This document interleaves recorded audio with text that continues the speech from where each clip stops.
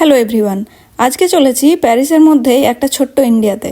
আমরা যখন বাড়ি যাই তখন আমাদের পাড়া প্রতিবেশী আত্মীয় স্বজন অনেকেই আমাদের জিজ্ঞেস করেন যে এখানে কি ধরনের খাবার, শাক সবজি, ফল মূল পাওয়া যায়।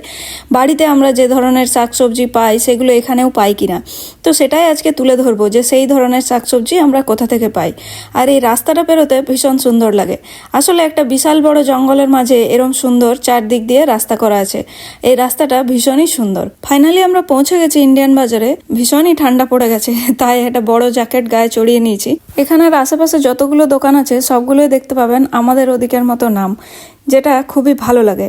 এবং যেটা আরও বেশি ভালো লাগার জিনিস, এই রাস্তাগুলোতে যখন আসি তখনই চারপাশে আমাদের ওদিকের মতো ভাষা শুনতে পাই। কেউ বাংলা, কেউ হিন্দি, কেউ বা সাউথ ইন্ডিয়ান কোনো ল্যাঙ্গুয়েজে কথা বলছে। তো সেটা সবচেয়ে বেশি ভালো লাগে। এই যে ভিটি ক্যাশ অ্যান্ড ক্যারি বলে যে দোকানটা, এটা একটা সাউথ ইন্ডিয়ান দোকান এবং আমরা এখান থেকেই আমাদের নিত্য প্রয়োজনীয় শাক সবজি এগুলো নিয়ে যাই। তো এখানে মোটামুটি সব রকমের জিনিস পাওয়া যায়, যে ফ্রোজেন পরোটা এগুলো পাওয়া যায়, তাছাড়া বিস্কুট, চানাচুর, সমস্ত কিছু মোটামুটি আমরা ডেলি লাইফে যেগুলো ইউজ করি, যে খাবারগুলো আমরা খাই ভারতবর্ষে আমাদের বাড়িতে, সেই খাবারগুলো এখানে সমস্ত কিছুই পাওয়া যায়। আর তাছাড়াও রয়েছে এখানে মশলাপাতি, চাল ডাল সমস্ত কিছু। আর সেইগুলো আমরা এখান থেকে নিই, কারণ এখানে ভারতবর্ষের মতো ওই মশলাপাতিগুলোতে একটা অথেন্টিক সেন্ট পাওয়া যায়, যেটা আমরা এখানকার মশলাপাতিতে মিস করি। তাই জন্য এই দোকান থেকে সেইগুলোকে নিতে হয়। চা পাওয়া যায় এবং চাটা অবশ্যই এখান থেকে নিতে হয়, কারণ ফ্রেঞ্চ দোকানে এই ধরনের চা পাওয়া যায় না। আর এটা ডালের কাউন্টার, প্রচুর ভ্যারাইটির ডাল আছে, মানে সমস্ত রকমের ডাল। সয়াবিনের একটা বড় কাউন্টার থাকে।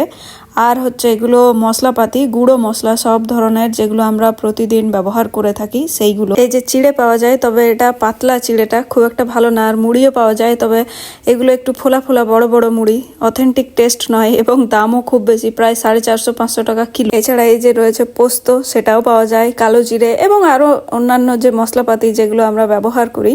তাছাড়া সোকল্ড এনার্জি ড্রিঙ্ক যেমন হরলিক্স, বুস্ট, চ্যবনপ্রাশ এগুলোও পাওয়া যায়। এছাড়া ইন্ডিয়াতে যে ধরনের কসমেটিক্স, পাউডার, ফেস ওয়াশ এগুলো আমরা ব্যবহার করি সেগুলো এখানে পাওয়া যায়। যে লাক্স সাবান, পন্ডস পাউডার, এগুলো দেখলে বড় নস্টালজিক ফিলিং হয়, কারণ ছোটবেলা থেকে এগুলো আমরা ঘরে ব্যবহার করে এসেছি। তো ভীষণ ভালো লাগে এগুলো। এবার আসি শাকসবজির সেকশনে। এটা যেহেতু সাউথ ইন্ডিয়ান দোকান, তাই বেশ কিছু শাকসবজি আছে যেগুলো সারা বছরই আমরা পাই। যেমন তার মধ্যে রয়েছে ওল, সজনে ডাঁটা এবং নারকেল আর কলা। এই 4-5টা জিনিস আমরা সারা বছর এখানে পাই। এছাড়াও অন্যান্য আমাদের নিত্য প্রয়োজনীয় শাকসবজি যেমন কলার ফুল, বেগুন, পটল, মূলো, ফুলকপি, বাঁধাকপি, কুমড়ো, আর আলাদা করে আমার বলার কিছু নেই, স্পেশালি লঙ্কা, যেটা ফ্রেঞ্চ দোকানে পাওয়া যায় না। তাছাড়া আরও সমস্ত রকমের শাকসবজি পাওয়া যায়, পেঁয়াজ, রসুন।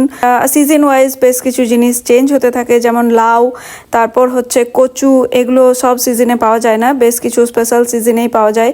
আমটা অনেক দিন অবধি পাওয়া যায়। বরবটি, সিম এগুলো মোটামুটি সারা বছর পাওয়া যায়। এখন দেখছি কয়েদবেল এসেছে, তবে নিয়ে গেছিলাম একবার এবং সেটা পচা বেরিয়েছে। আমার কপাল খারাপ, ওদের আর কি দোষ। এছাড়া আরও অনেক রকমের শাকসবজি আছে, যেমন ভেন্ডি। বিভিন্ন সিজনে বিভিন্ন শাক পাওয়া যায়। সজনে শাক এখন দেখতে পাচ্ছি, আর ধনেপাতা আর পুদিনে পাতা এগুলো সারা বছরই পাওয়া যায়। তবে শুধু শাকসবজি নয়, বিভিন্ন সিজনে বিভিন্ন রকম ফলও আছে এখানে।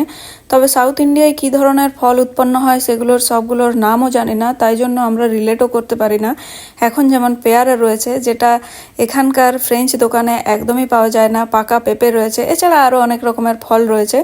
তো এখানে এলে অনেকটা ঘরের মতো ফিলিংস হয় এবং জিনিসগুলো পাই বলে অনেকটা মন ভালো হয়ে যায়। এই দাদাটা একটা মেশিন দিয়ে নারকেল কুড়ছিল, এটা আমরা প্রতিবারই দেখি, আমার বেশ ইউনিক লাগলো বলে তুলে ধরলাম। আর এটা হচ্ছে একটা বাংলাদেশি দোকান, এখানে আমরা মেনলি আসি মাছ কেনার জন্য। তাছাড়াও এখানে বেশ কিছু শাকসবজি পাওয়া যায়, যেগুলো হয়তো ওই দোকানে পেলাম না, এই দোকানে পেলাম। আর এই যে আমরা একটা বড় মাছ নিয়ে নিয়েছি, সমস্ত কিছুই ফ্রোজেন।